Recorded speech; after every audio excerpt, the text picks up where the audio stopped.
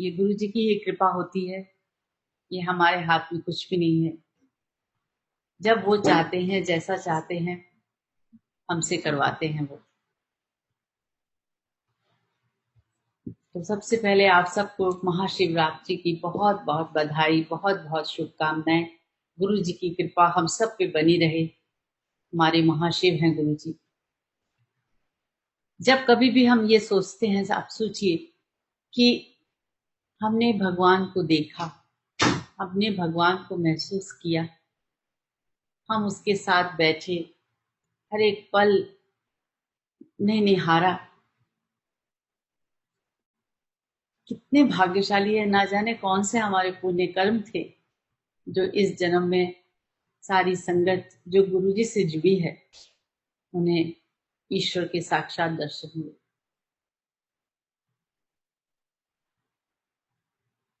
हम लोग पहले तो समझ ही नहीं पाए थे गुरु जी कौन है, क्या है। हम तो समझते थे कोई है, गुरु हैं, कोई महापुरुष है। कभी नहीं जाना कि वो ईश्वर है।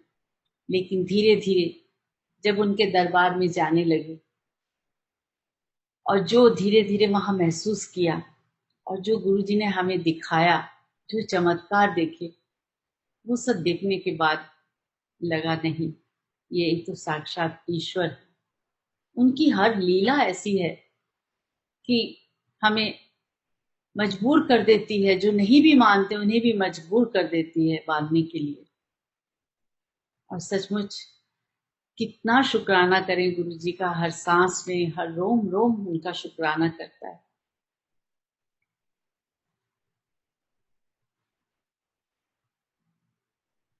तो सबसे पहले मैं तो यही कहूंगी, कर कृपा तेरे गुण गावा। तेरी कृपा के बिना मैं गुण नहीं गा पाऊंगी तेरे। ना मुझ में शक्ति है, ना मुझ में भक्ति है, मुझ में तो कुछ भी नहीं है गुरु जी। जो आप देंगे वही है मेरे पास। तो जैसी भी जो भी सत्संग में मैं हम कहना चाहते हैं, वो गुरु जी ही कहलवाते हैं, हम नहीं कहते। सत्संग तो हम लोग बहुत करते हैं और कई सत्संग ऐसे होते हैं जो कई बार दोहराए भी जाते हैं, क्योंकि उनको जितनी बार भी उन आप सबके साथ शेयर किया जाए, डबल आनंद मिल जाता है। दिल करता है बार बार कहें, क्यों ना कहें। उस प्रभु की महिमा का गुणगान तो करते करते हमारे जीवक ना कभी थके ही ना। गुरु जी ने कभी कोई प्रवचन नहीं किया, कुछ नहीं किया, बस सत्संग करवाते थे। 4-5 लोग को एक साथ, संगत को साथ में बिठा देते थे और कहते थे आपस में शेयर करो। और सचमुच उस दरबार में क्या नहीं देखा, आप सब जानते हैं। कौन सी बीमारी, कौन सी परेशानी, कौन सा दुख दर्द वहां जाके दूर नहीं हुआ।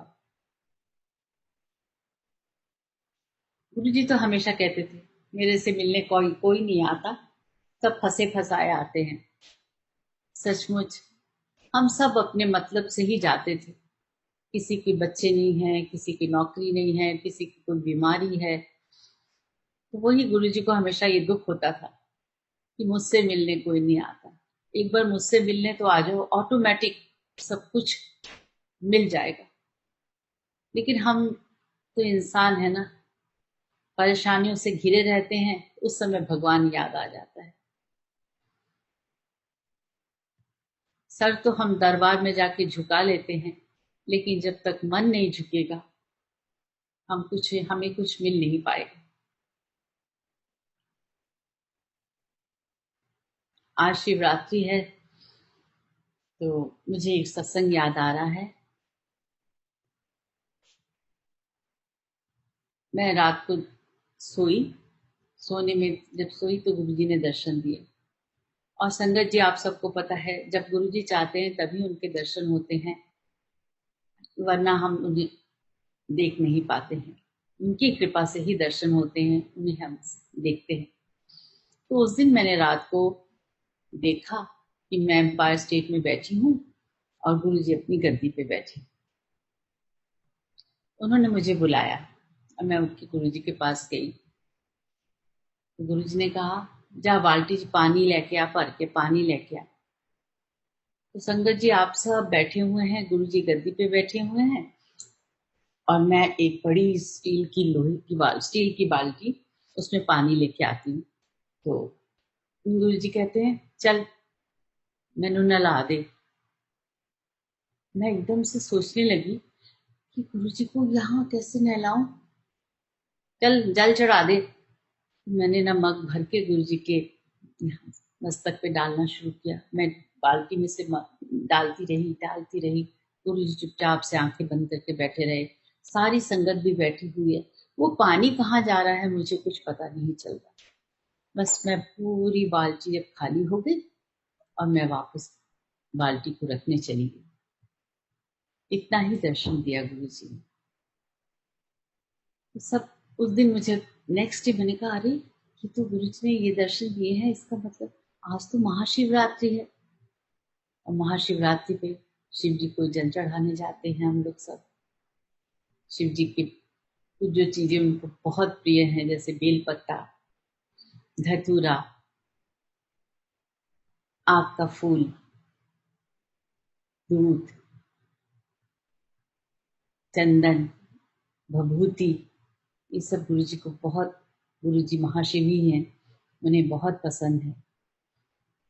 इसी तरह एक सत्संग और है शिवरात्रि के ऊपर ही है कि हम, मेरे अंकल को नेपाल जाना पड़ा था और उन दिनों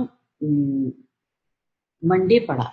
जब हम वहां पहुंचे नेपाल में पशुपतिनाथ के मंदिर में, तो उस दिन मंडे था और शायद वो सावन के सोमवार थे, सावन का महीना था जी। तो इन्होंने कहा मैं तो ऑफिस की मीटिंग में बहुत बिजी हूँ, तुम जाओ पशुपतिनाथ दर्शन करके आओ। तो मेरे साथ 2-3 ऑफिसर्स गए और मैं अकेली थी। सावन का सोमवार था, बहुत भीड़ थी पशुपति के नाथ के मंदिर में, मतलब पैर धरने की जगह नहीं थी और बारिश भी हो रही थी।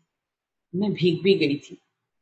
मंदिर तक अंदर तक पहुंचना, मैंने दर्शन तो हुए ही नहीं, लेकिन ऊपर से ही किसी तरह वो जो इंस्पेक्टर थे उन्होंने जो भी हम माला फूल और दूध लेके गए थे वो उन्होंने ऊपर से किसी तरह से उनको दे दिया और उन्होंने चढ़ा दिया।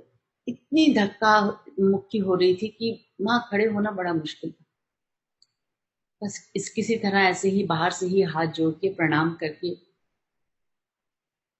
गुरु जी को ही याद किया उस समय, क्योंकि गुरु जी हमारे हैं ही महादेव, देवों के देव महादेव।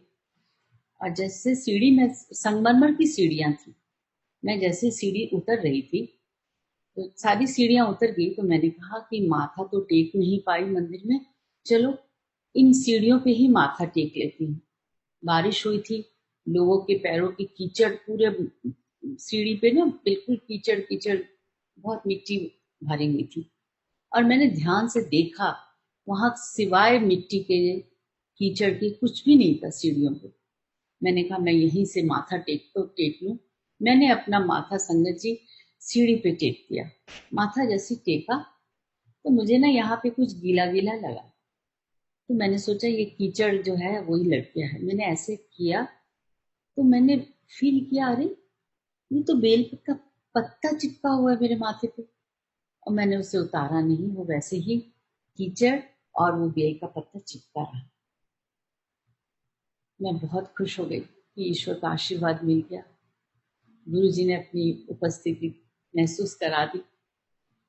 और मैं उसी तरह वैसे ही माथे पे बेलपत्र लगा रहा और वैसे ही मैंने वो उतारा नहीं, होटल में भी चली गई, बैठी रही कि ये आएंगे तो इन्हें दिखाऊंगी और बताऊंगी कि देखो गुरु जी की कैसी कृपा हुई है।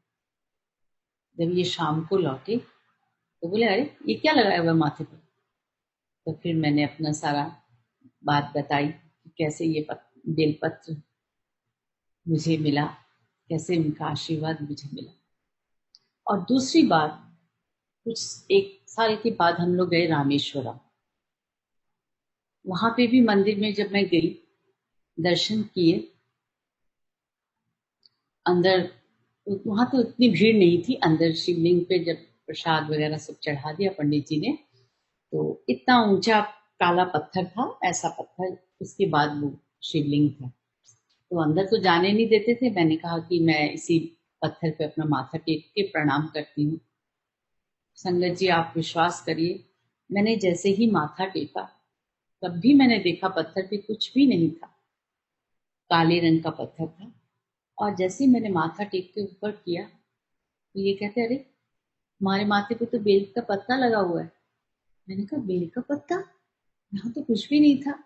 फिर मैंने अपने महसूस किया। तो ये बस ईश्वर का आशीर्वाद है, ब्लेसिंग्स है, कृपा है, दया है, जो हम सबको, किसी एक को नहीं, हर सत्संग जो सुनता है, जो करता है, जो गुरु जी की संगत है, सब पे हमेशा बरसती है और सब महसूस करते हैं। ये सिर्फ महसूस किया जा सकता है, शब्दों में बोलना तो बहुत ही मुश्किल है।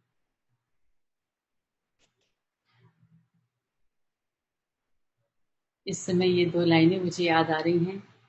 तेरी रहमतों का दरिया सरेआम बह रहा है, मुझे भीख मिल रही है, मेरा काम चल रहा है। सचमुच गुरु जी की रहमतें कोई अंत नहीं है। ऐसा समुद्र है, ऐसा समुद्र है कि जिसकी गहराई समझ पाना नामुमकिन है। कितना प्यार करते हैं गुरु जी अपनी संगत से, और संगत भी आपस में एक दूसरे से उतना ही प्यार करती है। और हमें इस प्यार को पूरी दुनिया में गुरु जी की खुशबू जैसे फैली है, इस प्यार को फैला देना है। हर एक के दिल में ये प्यार की जोत जो जली है, ये हमेशा एक से दूसरे को मिलती रहे, उसकी रोशनी, उसकी खुशबू। गुरु जी ने कभी कुछ उस दरबार में ये नहीं देखा कि ये बुरा है, ये भला है, ये ऊंचा है या नीचा है। उनकी नजरों में सब बराबर थे। तो हमें भी गुरु जी का ये गुण अपनाने की कोशिश करनी चाहिए कि हमें भी कोई ऊंच नीच हमारे दिल में किसी के प्रति ना हो, कोई ऐसी भावना ना हो। तभी तो हम गुरु के शिष्य कहलाएंगे, जब ये छोटी छोटी बातें अपने जीवन में उतारेंगे। आज हम सब ने मिलकर शिवरात्रि की घर में पूजा की, और संगत जी गुरु जी की जो माथे पे तिलक लगा हुआ पूरा ओम बना हुआ है। इतनी खुशी हुई। आज जब अंकल का मुझे फोन आया, मैसेज आया कि आंटी आप क्या सत्संग करेंगी, तो सोचिए मुझे तो खुशियों का खजाना मिल गया। मैं ऐसे, ये उनकी कृपा थी कि आज उन्होंने मुझे मौका दिया गुरु जी ने। मैं हाथ जोड़ के सिर झुका के गुरु जी का शुक्राना करती हूँ कि बस गुरुदेव अपने चरणों की धूल बना के रखना, हमें और कुछ नहीं चाहिए, तुम्हारे सिवा कुछ नहीं चाहिए। एक बार गुरु जी ने मुझे कहा था, मलिया आंटी मांग ले तुझे क्या चाहिए। और संगत जी मैं एकदम हक्की बक्की हो गई थी, मांगू तो क्या मांगू, क्या कहूँ।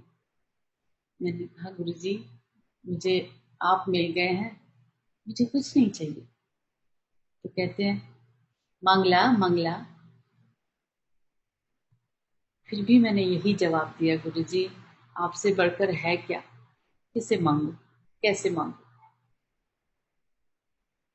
थर्ड टाइम उन्होंने फिर, और ये बात मैंने सुनी थी मैंने कि गुरु महापुरुष हमेशा 3 बार ही कहते हैं अपनी कोई भी बात, उसी को हमें समझ लेना चाहिए। तब फिर मैंने मन में सोचा कि अब तो मुझे कुछ मांगना ही पड़ेगा, गुरु जी इतना कह रहे हैं। तो मैंने बड़ी हिम्मत करके गुरु जी की तरफ आंखें उठा के देखा, और मैंने कहा गुरु जी आप कह रहे हैं तो बस एक चीज ही मांगूंगी, मैं आपको जब भी याद करूं आप मेरे पास आइएगा। Can be promise. उन्होंने अपना हाथ मेरे हाथ में दे दिया और फिर कहा प्रॉमिस। सचमुच संगत जी जब भी उन्हें याद किया है, यूं तो हर सांस में ही याद करती हूँ, उन्हें अपने पास ही पाया है हर पल। और एक दिन ये गुरु जी ने कहा भी, एक आंटी दूसरी तरफ गुरु जी के चरण दबा रही थी और इस तरफ मैं बैठ के गुरु जी की चरण सेवा कर रही थी। तो गुरु जी ने कहा मल्ली आंटी 24 घंटे मैनू याद करती है, तो मैनू 24 घंटे दे नाल रहना पैंदा है। संगत जी हमें तो मांगना भी नहीं आता, मांगे तो क्या मांगे, यहाँ तो बिन मांगे ही झोलियां भर जाती हैं हमारी। हमारे सोचने से पहले गुरु जी हमारे लिए हमारा काम करके रखते हैं। हमें क्या ठीक है, क्या हमारे लिए गलत है, वो उन्हें पता है। गुरु जी हमेशा कहते थे, अपनी जो मांगों की लिस्ट है ना, वो दे दो मुझे, लेकिन प्रायोरिटीज मुझ पे छोड़ दो। क्या मुझे पहले करना है, क्या मुझे बाद में करना है, वो मैं देखूंगा। लिस्ट तुम अपनी पूरी मुझे दे दो, कोई प्रॉब्लम नहीं है। और गुरु जी की डिक्शनरी में इम्पॉसिबल वर्ड तो था ही नहीं। कई बार एकदम मैंने हम सब सोचते ही रह जाते थे कि क्या ये is it possible, is it possible. तो गुरु जी का एक ही शब्द होता था, कहने का वाक्य यही था, मेरी डिक्शनरी में इम्पॉसिबल शब्द नहीं। सचमुच ईश्वर के लिए क्या इम्पॉसिबल हो सकता है। कितनों की नई जिंदगी दी गुरु जी ने, कितनों की लाइफ एक्सटेंड कर दी।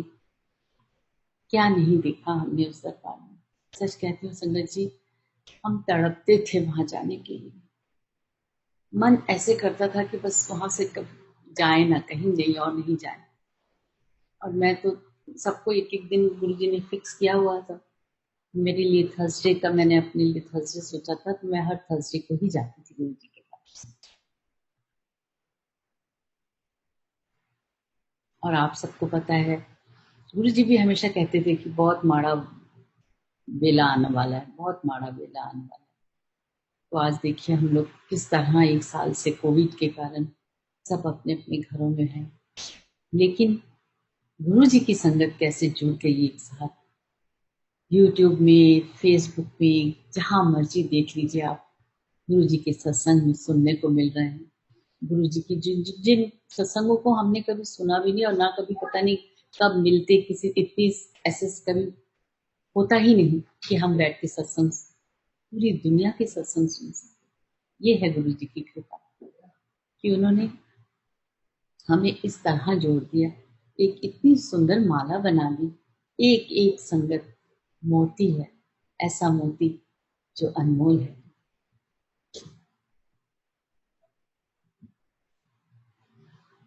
मैं जब फरीदाबाद में हम 2002 में आए थे, इनके रिटायरमेंट के बाद, मेरा भी बड़ा दिल करता था कि मैं भी अपने घर में सत्संग करूं, लेकिन समझ नहीं आता था, कुछ पता नहीं था कि सत्संग कैसे करते हैं, क्या करते हैं। मैं ओलिगा के घर जाती थी सत्संग अटेंड करने, तो मुझे वहाँ बहुत अच्छा लगता था।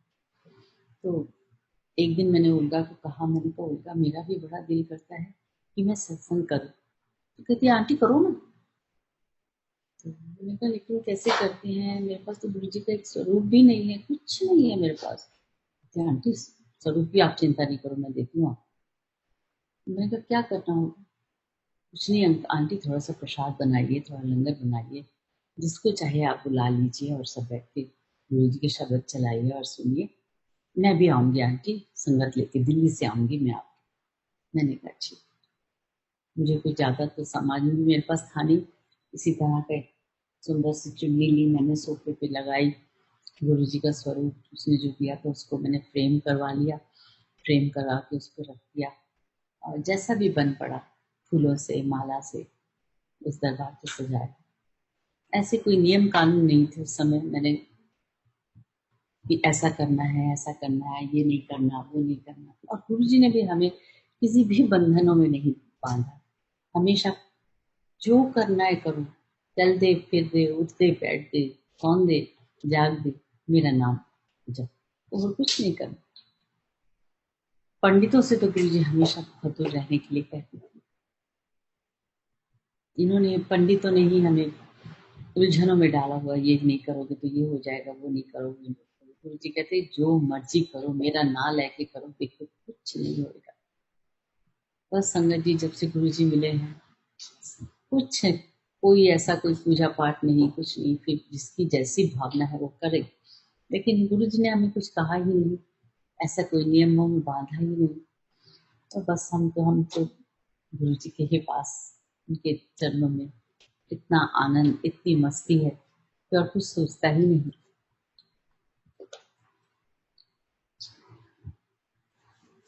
उस दिन से मैंने, हमारे घर में सत्संग शुरू हो गया।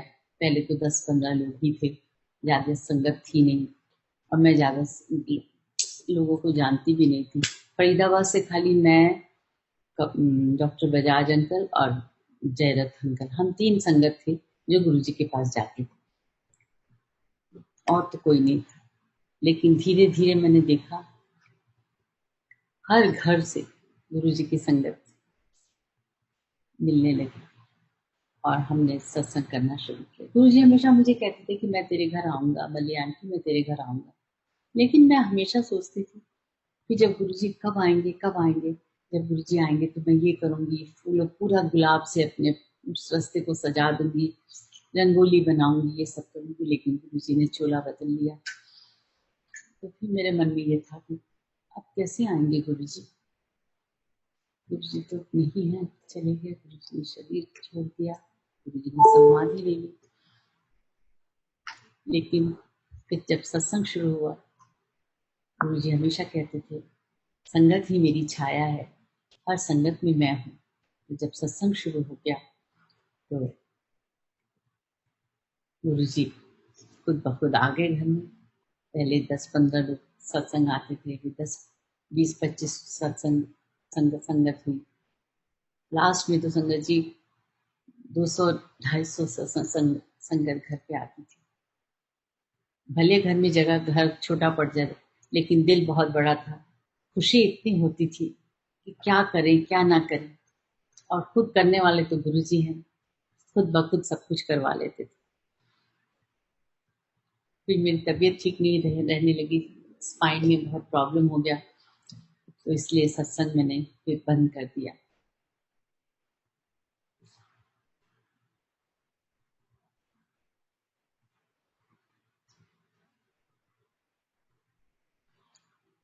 बहुत से सत्संग ऐसे हैं जो दिल करता है कि कहते ही जाए कहते। अभी पिछले दिनों की बात है, मैं अभी फिलीपींस में रह रही हूँ। रात को 11 बजे अचानक, कोविड का समय था, रात को 11 बजे मेरी किडनी में स्टोन है तो उसका पेन शुरू हो गया। थोड़ी देर तो मैं सहन करती रही, लेकिन अचानक वो पेन बहुत बढ़ गया। इंडिया में भी कई बार हुआ तो उसका एक ही इलाज था कि 2 इंजेक्शन फटाफट लगाने पड़ते थे, उसके बाद ही चैन आता था, नहीं तो एकदम मछली की तरह मैं तड़पने लगती थी। अब बैठी हुई थी, रात को 11:30 बज के, मैंने कहा बच्चों को जाके उठाती हूँ, बोलती हूँ कि क्या करूँ, हॉस्पिटल भी नहीं जा सकते, लॉकडाउन था, यहाँ पे भी बिल्कुल बंद था सब कुछ। उस समय मैंने कहा, मेरी बेटी ग्रैंड डॉटर कहती दादी जल पी लो, गुरु जी का जल पी लो। तो मैंने उसी समय, मेरे पास गुरु जी का जल था, मैंने वो जल पिया और गुरु जी से उसी तरह मन में स्पेन में तड़पते तड़पते गुरु जी को पुकारा। संगत जी विद इन 5 और 10 मिनट्स मेरा दर्द पता नहीं कहाँ चला गया। ऐसे है हमारे गुरु जी, पुकारने की बस देरी है, झट से आ जाते हैं। ऐसा सहारा है, ऐसा सहारा है कि बस किसी बात की चिंता मत करिए, किसी बात की चिंता करने की हमें जरूरत नहीं। अगर तकलीफ आई भी है तो चली जाएगी। गुरु जी के खुद के वचन है कि तुम्हें तो खाली 10-10% भोगना पड़ता है, 90% तो मैं ही ले लेता हूँ।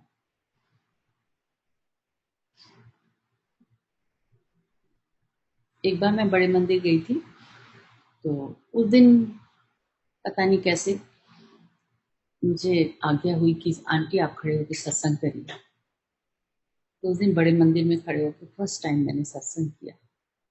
सत्संग करने के बाद लंगर किया, और लंगर खाने के बाद मैं बाहर जहाँ जोड़े उतारे थे वहां पे जा गई, तो मैंने देखा एक आंटी मेरे पीछे पीछे भागी भागी आ रही है। तो मैंने कहने लगी मली आंटी, मली आंटी। मैंने कहा जी आंटी, मुझे ना, मैं कल ना बॉस्टन जा रही हूँ, और मैं फर्स्ट टाइम जा रही हूँ, अकेली जा रही हूँ। मैं बहुत घबराई हुई थी, मैं बहुत परेशान थी, लेकिन आपका सत्संग सुनने के बाद मुझे बहुत अच्छा लगा, बड़ी हिम्मत मिली। और फिर मन में ये विश्वास हो गया कि जब गुरु जी साथ में है तो सब खुद ब खुद देख लेंगे, मैं क्यों चिंता कर रही हूँ। और आंटी आप विश्वास करिए, अभी मैं गेट के बाहर निकली हूँ तो मुझे फोन आ गया बॉस्टन से कि कल जब आपकी फ्लाइट पहुंचेगी एयरपोर्ट पे, कोई मिसेस मल्ही आपको लेने आएंगी। आंटी, क्या आपका कोई रिश्तेदार है जो बॉस्टन में रहते हैं? मैंने कहा नहीं आंटी, ऐसा तो कोई भी नहीं है। लेकिन फिर ऐसा फोन क्यों आया?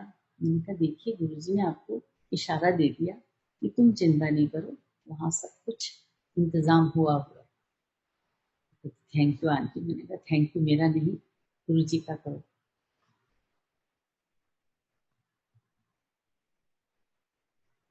एक सत्संग है कि 31 दिसंबर को गुरुजी जलंधर चले गए। और जब गुरुजी जलंधर चले जाते सारी दिल्ली की संगत एकदम मुरझा जाती थी।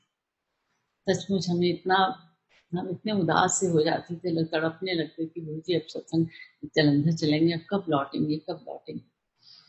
लेकिन गुरु जी से कई कई बार संगत पूछ भी लेती थी, गुरु जी जा रहे तो कद आओगे? कहते महापुरुषां ਨੂੰ ਪੁੱਛਿਆ नहीं ਹੁੰਦਾ, ਉਹਨਾਂ ਦੀ ਆਪਣੀ ਮौज ਹੁੰਦੀ ਹੈ, कद जाना है कितने जाना, ਉਹਨਾਂ ਦੇ अपनी मौज से है। इसलिए हमें पता भी नहीं होता था कि गुरु जी कब जाएंगे और कब आएंगे। गुरु जी चले गए। हम हमने सोचा था कि नया साल गुरु जी के साथ मनाएंगे, लेकिन गुरु जी जलंधर चले गए। तो फिर अचानक हमारा भी प्रोग्राम बन गया। हमने कहा कि चलो चलते हैं, हम भी जलंधर चले जाते हैं, वहां पर गुरु जी के साथ नया साल मना लेंगे। तो हम 30 दिसंबर को जलंधर चले। पहले हम फगवाड़े में रुके थे, वहां से फिर हम जलंधर गए गुरु जी से मिलने। 31 की नाइट को गुरु जी के वहाँ बहुत बड़ा फंक्शन हुआ जलंधर में। बहुत अच्छा लगा, नया साल गुरु जी के साथ मनाया। इतनी खुशी कि वो खुशी शब्दों में कहने कहीं ही नहीं जा सकती। और रात को गुरु जी कहते कल आ जाना। तो हम लोग तो नेक्स्ट डे सोच रहे थे वापस लौटेंगे, लेकिन गुरु जी की आज्ञा थी कि कल आ जाना। तो हमने कहा ठीक है, कल नहीं जाएंगे, तो यहीं रुक जाएंगे, गुरु जी के पास जाएंगे। नेक्स्ट डे शाम को हम लोग गुरु जी के दरबार में गए। गुरु जी बैठे थे, शब्द चल रहे थे और लंगर हो गया, सब कुछ हो गया। गुरु जी ने बहुत सी संगत को आज्ञा दे दी, हमें नहीं, आज्ञा नहीं हुई। बोले बैठ के 10 बजे 11 बज के सब काफी संगत चली गई। गुरु जी अपने कमरे में चले गए और हमें भी 6-7 संगत और थी बस खाली। तो हम सबको बोला तो सिर्फ सारे मेरे कमरे से आ जाओ। तो हम लोग सब गुरु जी के कमरे में चले गए और गुरु जी अपने पलंग पर जाके लेट गए। फिर उन्होंने धीरे से मुझे इशारा किया, इधर आ। मैं गई, चल सेवा कर। मैं चरणों की सेवा करने लगी। चरण की सेवा करते करते फिर उन्होंने मुझे अपना हाथ दे दिया। तो हमने हाथ गुरु जी के हाथ दबाने लगे। तो मैंने घड़ी देखी, उस समय 12 बज चुके थे और 2 जनवरी को मेरा जन्मदिन होता है। मैंने धीरे से हिम्मत करके गुरु जी के हाथ दबाते धीरे से कहा, गुरु जी आज मेरा जन्मदिन। हाँ हाँ मैंने पता है, खीर बन रही है तेरे लिए रसोई जी। और संगत जी थोड़ी देर बाद इतने बड़े बड़े कटोरे में भर की खीर आई। इतनी टेस्टी खीर, इतनी टेस्टी खीर हम सब ने खाई। खाने के बाद गुरु जी कहते, उनके साइड टेबल पे ना एक क्लॉक पड़ी थी, बड़ी प्यारी सुंदर क्लॉक। उसके अंदर पेंगुइन थे। जब चलती थी पेंगुइन ऐसे ऐसे ऐसे ऐसे घूमते थे। तो गुरु जी ने वो घड़ी उठाई और मुझे कहा, बोले आंटी ये ले तेरे बर्थडे गिफ्ट। इतनी खुश हो गई। मैंने कहा इतने जन्मदिन मिल गए हैं, लेकिन ये जो गिफ्ट है ये ईश्वर ने खुद अपने हाथों से दिया है, ये अनमोल है। और वो आज भी घड़ी मेरे पास है, मंदिर में रखी हुई है। और ये गुरु जी के चरण हैं जो उन्होंने मुझे दिए थे। और ये गुरु जी का चोला, जो गुरु जी ने मुझे दिया था। ये चोले का सत्संग भी मैं जरूर आपसे दोबारा सुनाना चाहूंगी। उस दिन भी एम्पायर स्टेट गई थी और किसी की शादी थी। गुरुजी कार्ड बांट रहे थे, सबको लिख रहे थे पेन से। और इसके जो गुरुजी की धोती है वो बहुत सिल्क, बहुत पतला सा हल्का सा सिल्क है। और ये इसको उड़ रहा था, गुरुजी की चुन्नी पे उड़ रही थी हवा से। गुरुजी पेन से लिख रहे थे और इस चुन्नी में सब में गुरुजी के पेन के निशान बने हुए हैं।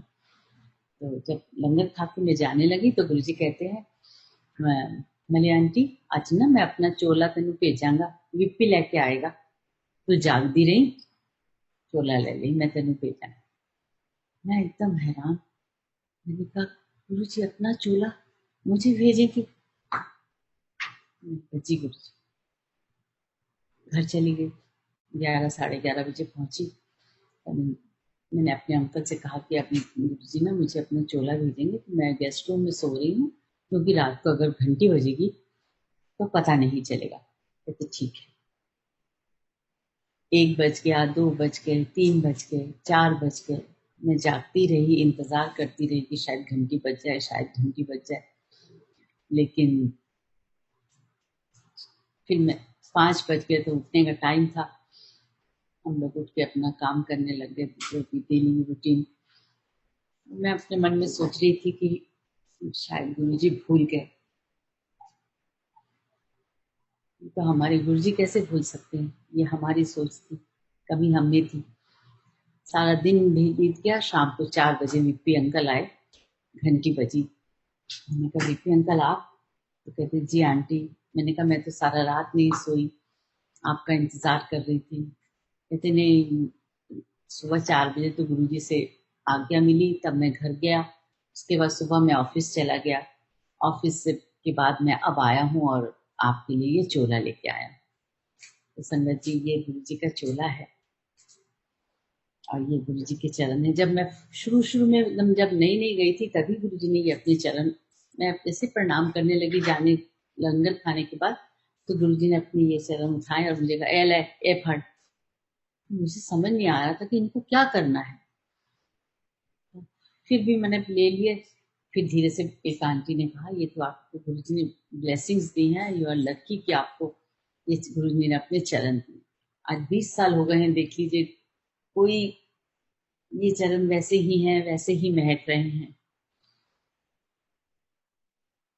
एक बार गुरुजी ने अपने स्पोर्ट्स शूज जो थे, वो एक सरदार जी आते थे, उनको कहा ये ले, ये तू पहन ले।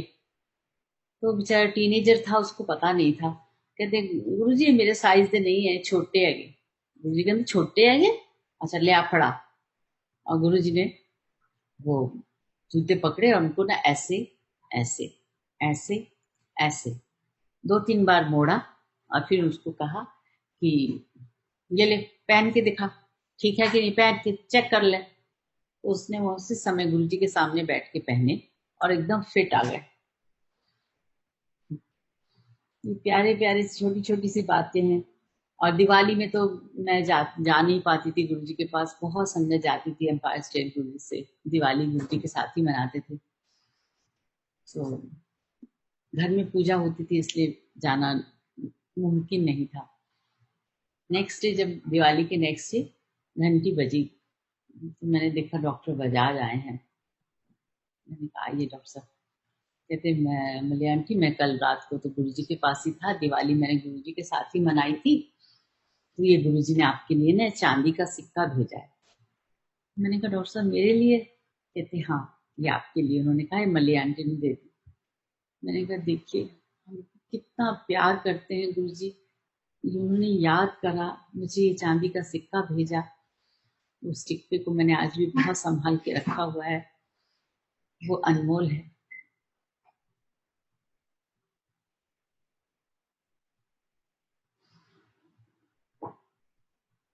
सेवा और सिमरन, गुरुजी इन दो बातों को भी बहुत महत्व देते थे। हमेशा कहते थे सेवा करिया करो, सेवा करिया करो। हम सोचते हैं सेवा जाके शायद मंदिर में ही करनी है, लेकिन नहीं, सेवा कहीं भी कैसी भी मिले उसे करनी है। मंदिर में तो सेवा मिल रही है, वो तो बहुत भाग्यशाली है। लेकिन हम अपने घर में भी सेवा कर सकते हैं, घर के बाहर भी छोटी छोटी बातों की, गरीबों की सेवा कर सकते हैं। गुरु जी कहते थे गरीब की लड़की को पढ़ाओ, उसकी शादी में मदद करो। उस दिन मैंने एक अंकल का सत्संग सुन रही थी। मैंने कहा ये होती है सेवा। वो अंकल कह रहे थे, अपना सत्संग सुना रहे थे, कहते कि मेरी बहुत अच्छी इच्छा थी कि बड़े मंदिर में मुझे सेवा का मौका मिले, लेकिन वहां तो अब नाम लिखाना पड़ता है, फिर जब बुलावा आएगा तब सेवा मिलती है। तो कहते कि मैंने सोचा कि मंदिर की सेवा तो पता नहीं कब मिलेगी, चलो मैंने ना उन्होंने तीन चार पॉलिथीन अपने पॉकेट में डाल लिए और कहते मैं बड़े मंदिर आ गया। जहाँ बाहर मेन रोड पे उतरते हैं वहां उतरा, और उतरने के बाद कहते मैंने जिस रास्ते से संगत जा रही थी उस रास्ते में जो भी पत्थर, कूड़ा, कागज कुछ भी मिल रहा था तो मैं वो पॉलिथीन में भरता जा रहा था, ताकि जो संगत है उसके पैर में कोई कांटा ना चुभे, उसे कोई तकलीफ ना हो। और फिर जब वापस आने वाला रास्ता था उसको भी मैंने ऐसे ही उस पे पूरा रास्ता ऐसे ही साफ करके सारा कूड़ा मैं उस पॉलिथीन में भर रहा था। इतने में एक अंकल आए, उन्होंने कहा कि अंकल आप ये क्या कर रहे हैं यहाँ पे? तो उन्होंने कहा कि कहने लगे कि मैं सेवा कर रहा हूँ। कहते सेवा? यहाँ यहाँ कौन सी सेवा है? तो उन्होंने कहा अंकल मुझे बड़ी इच्छा है कि मैं मंदिर में सेवा करूं, लेकिन वहां की सेवा अभी मिल नहीं रही है, तो इसलिए मैं संगत के आने और जाने के रास्ते को साफ कर रहा हूँ। संगत की सेवा भी तो गुरु जी की ही सेवा है ना। वो अंकल उस समय उन्होंने एकदम से उन्हें कहा कि चलिए आपको बड़े मंदिर चलिए। उसी समय उन्हें मंदिर ले गए, वहां जाके बोला उनको उसी दिन मंदिर की सेवा मिली। तो जाकी रही भावना जैसी, तो आपकी भावना जैसी होती है आपको जरूर प्रभु आपकी मदद करते हैं। गुरु जी उस अंकल के रूप में आ गए और उन्हें अपने मंदिर में लेके गए और जाके उन्हें सेवा मिल गई।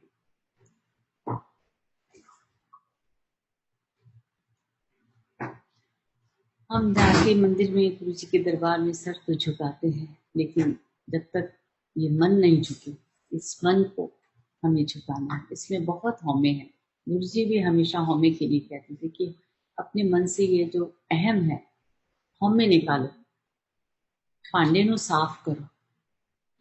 माने मन रूपी जो बर्तन है उसे गुरु जी हमेशा कहते थे साफ रखो। इसमें कितने कैसी कैसी भावनाएं आती हैं, कैसा कैसा हम लोग करते हैं, ना चाह के भी कई बार गलत काम कर देते हैं।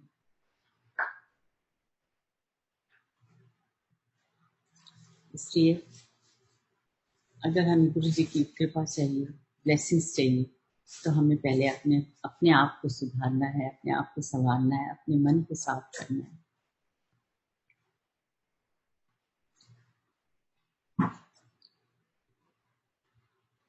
एक बार तो गुरु जी अपनी छोटे छोटे स्वरूप बांट रहे थे। पॉलिथीन था और उसमें काफी गुरु जी के स्वरूप थे छोटे छोटे। सब जिसे भी बुला रहे थे गुरु जी, वो चाहते गुरु जी से स्वरूप मिल रहे थे। इतने में मुझे गुरु जी ने इशारा किया इधर आ। तो मैं उठ के गई और गुरु जी ने पॉलिथीन में हाथ डाला और फोटो निकाल के मेरे हाथ में दे दी। वो सारी फोटोएं लेके मैं अपनी जगह में जाके बैठी। अभी मैं बैठी ही थी कि इतने में गुरु जी ने फिर कहा इधर आ। मैं फिर उठ के गई फटाफट, ए ले साड़ियां पहना ली, ले जा। और उन्होंने एक फिर मुट्ठी भर के मुझे अपनी स्वरूप दिए। तो मैंने अपनी चुन्नी फैला दी और सारी पहली वाली फोटो भी और जो नई गुरुजी ने फोटो दी थी वो भी सारी मैंने अपनी चुन्नी में रख ली, भर ली जाके और अपनी जगह पे बैठ गई। मैंने वहाँ हम लोग 7 बहनें हैं, तो मैंने वो गिनना शुरू किया फोटो 1 2 3 4 5 6 7 पूरी 7 फोटो थी। क्योंकि उस समय मेरे मन में ख्याल आया कि कितना इसमें थोड़ा वो ही डालना पड़ेगा। मेरे मन में ख्याल आया कि हम लोग तो 6 बहनें हैं, एक सिस्टर की तो अब डेथ हो गई है और गुरुजी ने 7 फोटो दी है, इधर रखा है, 7 फोटो दी है। अभी मैं ये इस बात सोच ही रही थी कि गुरुजी ने मुझे कहा, मली आंटी एक फोटो कट के ना ये बगल वाली आंटी ने दे दे। मैंने कहा अरे मैं तो अभी मन में सोच ही रही हूँ और गुरुजी को मेरे मन की बात पता चल गई। तो संगत जी, गुरु से कुछ छुपा नहीं है, उन्हें सब पता है हमारे मन में क्या है क्या नहीं है, इसलिए हमें घबराना नहीं है। छोटी से छोटी और बड़ी से बड़ी बात गुरु जी को पता है।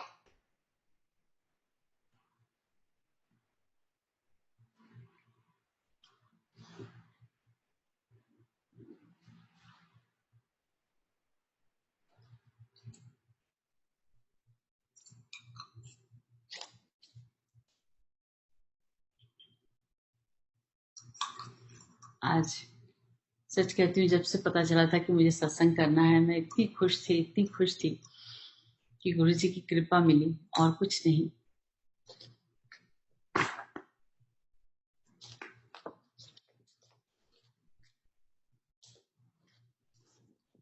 एक बार गुरु जी रात को बड़े मंदिर ले गए, रात के काफी लेट हो गए थे, सब लोग सत्संगत थोड़ी सी बैठी हुई थी। रात के 2 बजे गुरुजी ने एक अंकल को कहा, जा उठ देख क्या सूरज निकला कि नहीं निकला। रात के 2 बजे थे और गुरुजी कह रहे थे जाओ देख के आओ कि सूरज निकला है कि नहीं निकला है। वो अंकल उठे, उन्होंने कुछ नहीं कहा, कुछ नहीं पूछा गुरुजी, और उठ के देख बाहर जाने लगे। गुरुजी कहते कितने चले आए, तो गुरुजी वो कहते कि मैं गुरुजी सूरज दिखने जा रहे हैं। हाँ रात 2 बजे तेरे प्यो ने सूरज कटे आएगा, बैठ जा चुप करके। ये भी उनकी परीक्षा थी कि अगर गुरु ने कहा है 2 बजे सूरज देख के आओ, ये अगर हम जैसे लोग कहेंगे गुरुजी अभी तो 2 बजे तो सूरज नहीं निकल सकता, लेकिन उन्होंने कुछ नहीं कहा और गुरु की आज्ञा को अपने माथे पे रखा। और गुरु जी में तो इतनी ताकत है ही कि अगर वो चाहें तो रात के 2 बजे भी सूरज निकाल सकते हैं। इसलिए उनके जो भी उन्होंने कहा, जो भी वो कह के गए हैं, हमें एक एक उनकी बात को अपने माथे पे हमेशा सर आंखों पे उनके बात पे रखना चाहिए।